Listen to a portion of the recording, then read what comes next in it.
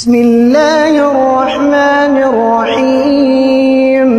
سبح اسم ربك الأعلى الذي خلق فسوى والذي قدر فهدى والذي أخرج المرعى فجعله غثاء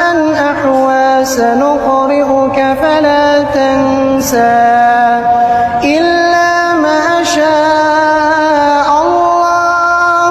إنه يعلم الجهر وما يخفى ونيسرك لليسرى فذكر إن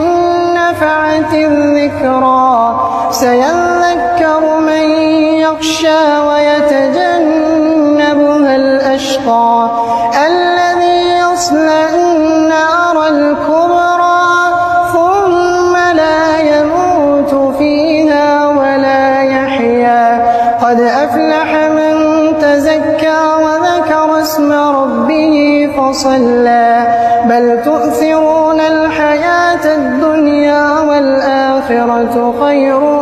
وأبقى إن هذا لفي الصحف الأولى صحف إبراهيم